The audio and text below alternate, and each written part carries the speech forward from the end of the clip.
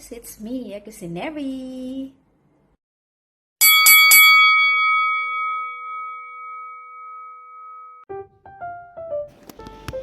Hi guys! Ayan, nagbabalik si Kusineri. So, for today's vlog or video, ayan, magtatalbos lang tayo nung kangkong.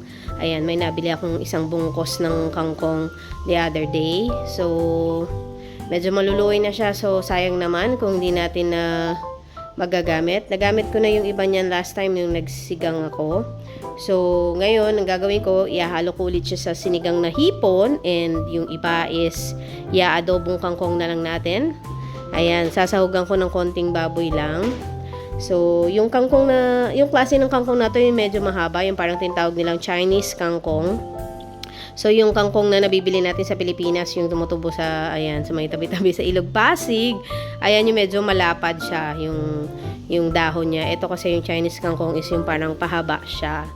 So, ayan, para hindi naman masayang yung kangkong na nabili ni Kusineri is, ayan, dalawang dish na lang ang aking lulutuin. Mamaya is, ihalo ko sa sinigang na hipon, yung iba is iaadobong kangkong ko. So, ayun, para hindi naman sayang, 'di ba? So, ayan, samahan niyo akong magtalbos-talbos niyan ng ano. Kayo, paborito niyo rin bang kainin yung kangkong? 'Di ba? Masarap siya. Kaso medyo matagal matunaw kasi yung kangkong sa tiyan. Kaya minsan pag nag-poops ka. Ayan, minsan kangkong pa. Ayun. So, salamat. Ayan, sa panonood nyo.